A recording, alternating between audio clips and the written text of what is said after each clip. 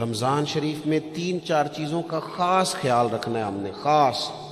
ایک تو رمضان شریف میں قرآن پاک سے خاص محبت فرمائیں، شہر رمضان الذی انزل فیہ القرآن، خاص محبت۔ الحمدللہ ہمارے ہاں قرآن کے عالم بھی موجود ہیں، حافظ بھی موجود ہیں، بلکہ مسجدیں کم ہوتی ہیں، حافظ زیادہ ہوتے ہیں۔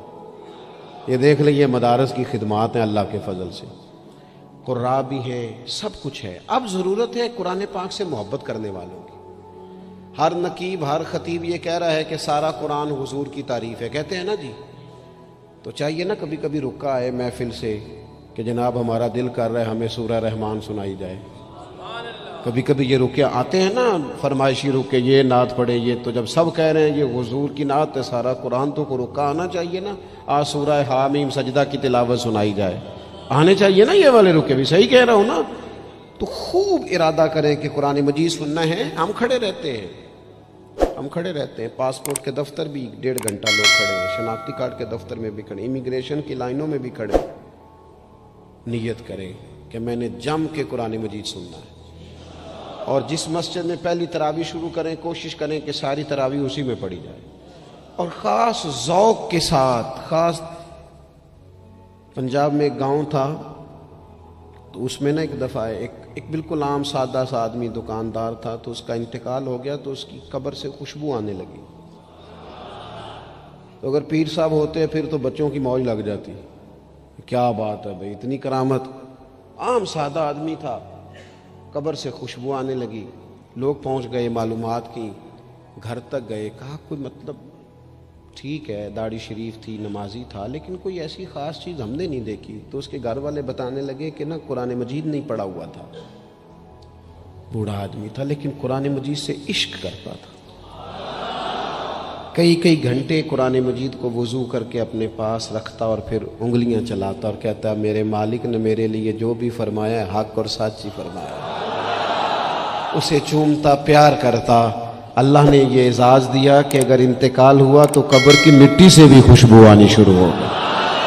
خدا را قرآن پاک سے پیار کریں، خوب ذوق بنائیں کہ ہم نے قرآن مجید کو سننا ہے۔ دوسری میری گزارش یہ ہے آپ حضرات سے کہ سحری میں اٹھنا تو ہے ہی، سودا لینے کے لیے بھی جانا ہے، ہمارے ہاں دہی دودھ کے لیے بھی لوگ صبح صبح جاتے ہیں، تو ایسا نہ کریں کہ تھوڑا 10 منٹ اور جلدی اٹھ جائیں اور پورا رمضان تہجد کی نماز پڑھیں۔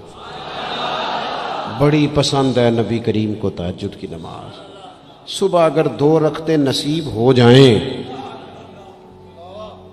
تو نبی کریم علیہ السلام نے فرمایا جب جوان آدمی تہجد کے لیے کھڑا ہوتا ہے تو اللہ فرشتوں کے سامنے فخر فرماتا ہے۔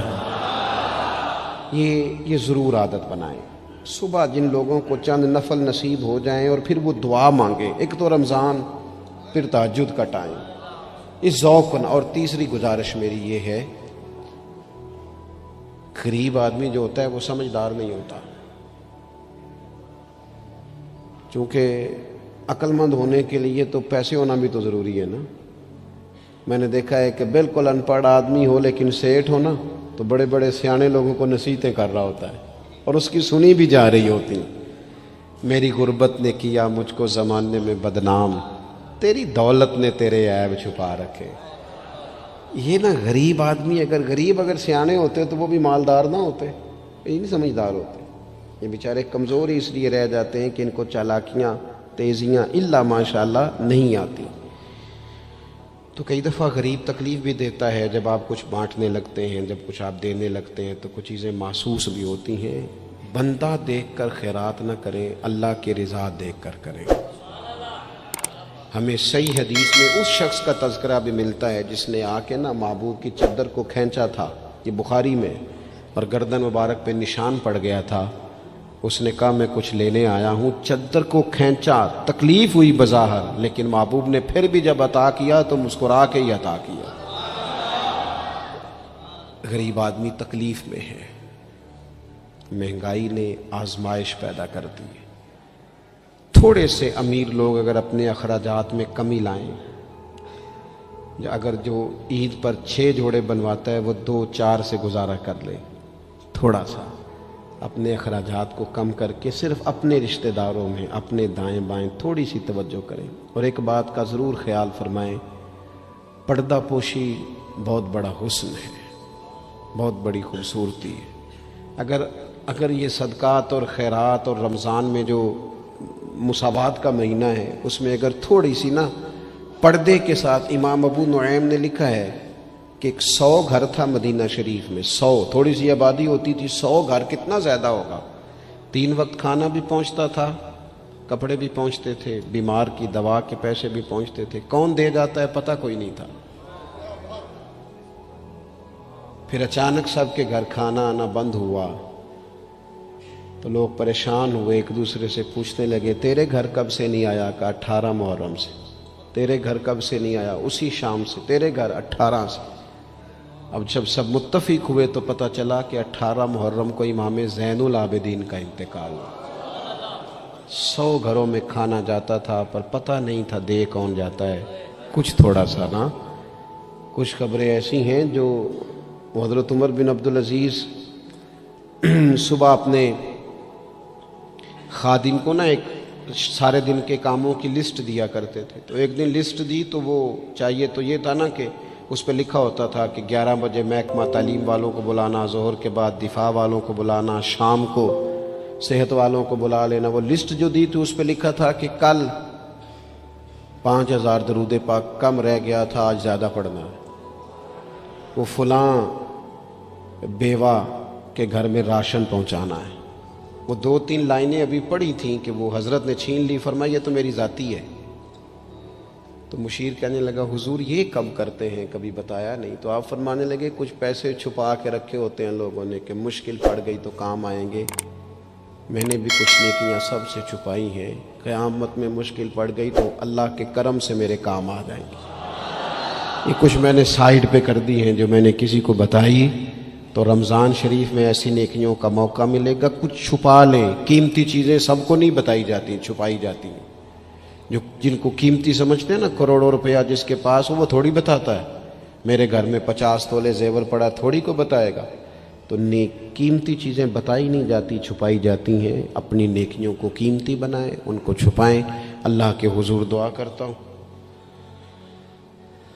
ये हज़रत ने भी इस पर बात की थी और मुझे भी इरशाद फरमाया, ये जो आपस की रंजिशें हैं ना, जब मकासद बड़े होते हैं फिर रंजिशें नहीं होती।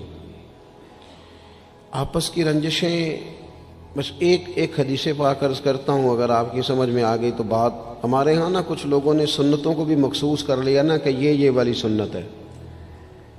भाई तमाम ज़ाहिरी सुनन और आदाब पर भी अमल करें और जो बातनी कैफियत हैं उस पर भी गौर करें। तिरमिज़ी में हदीस है, उम्मीद है आप याद रखेंगे। नबी रहमत अलैहिस्सलाम ने फरमाया, ए अंस, ए मेरे बेटे, तुमसे हो सके तो सुबह इस हाल में करना कि तुम्हारे दिल में किसी के लिए बुग़्ज़ ना हो। सुबह इस हाल में करना कि तुम्हारे दिल में किसी के लिए बुग़्ज़ ना हो। और महबूब फरमाने लगे, ये मेरी सुन्नत है, ये मेरी सुन्नत है, ये मेरा तरीका है दिल को। और एक हदीस पाक में हुजूर ने खुद फरमाया था, कोई किसी के बारे में मुझे बात ना पहुंचाए, मैं अपना दिल तुम्हारे बारे में साफ रखना चाहता हूँ। अपने दिल से ना इन चीज़ों को निकाल फेंक के, और अगर आज ये छोड़ जाएंगे ना मस्जिद के बाहर तो फिर तो रमज़ान में हल्के फुल्के हो जाएंगे इंशाअल्लाह ताला। आने वाला वक्त बेहतर गुजरेगा।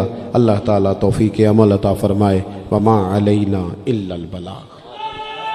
अल्लाहुम्मा सल्लि अला सय्यदिना मौलाना मुहम्मदिन मादिनिल जूद वल करम व आलिहि व सहबिहि व बारिक वसल्लिम। मालिक करीम, हमारी इस महफ़िल मुबारका को कबूलियत का दर्जा अता फरमा। इतने सारे अहबाब शरीक हुए, उलमा, मशाइख, कारकुन, अल्लाह ताला सब की हाज़री को अपनी बारगाह में कबूल फरमा। हमारे गुनाहों को मुआफ़ फरमा, हमारी गलतियों से दरगुज़र फरमा। इल्म नाफ़े अमल साले की तौफ़ीक अता फरमा। मालिक करीम, सजदों का ज़ौक़, इबादतों का शौक़, तिलावतों की लज्जत अता फरमा। ऐ अल्लाह, खैर करने और खैर फैलाने का ज़रिया बनने की तौफ़ीक अता फरमा। हम सब को शर से महफूज फरमा। ऐ अल्लाह, दिलों के किबले, सोचों के ज़ाविये दुरुस्त फरमा। दरवाज़ा रसूल सल्लल्लाहु ताला अलैहि वसल्लम की ग़ुलामी और गदाई अता फरमा। बीमारों को शिफा अता फरमा। مقروضوں کو قرض کے بوجھ سے رہائی نصیب فرما، جو تنگ دست ہیں ان کے رزق میں وسعت فرما، امت کے حق میں رحمت والے فیصلے فرما، عالم اسلام پر اپنا خاص فضل و احسان فرما، پاکستان میں نظام مصطفیٰ صلی اللہ تعالی علیہ وسلم کے سویرے کو طلوع فرما، قرب و جوار سے دور دراز سے جتنے احباب آئے قدم قدم برکتیں عطا فرما، جس خوبصورتی کے ساتھ یہ اہتمام کیا گیا، اہتمام کرنے والوں کی کاوش کو اپنی بارگاہ میں قبول فرما، ہمارا خاتمہ بالخیر بالایمان فرما۔ دنیا علامہ اسرار صاحب علیل ہیں، مالک کریم شفا عطا فرما، تمام بیماروں کو شفا عطا فرما، دنیا اور آخرت میں ہماری پردہ پوشی فرما۔ اللہم انا نسألک العفو والعافیۃ فی الدین والدنیا والآخرہ، رب اغفر وارحم۔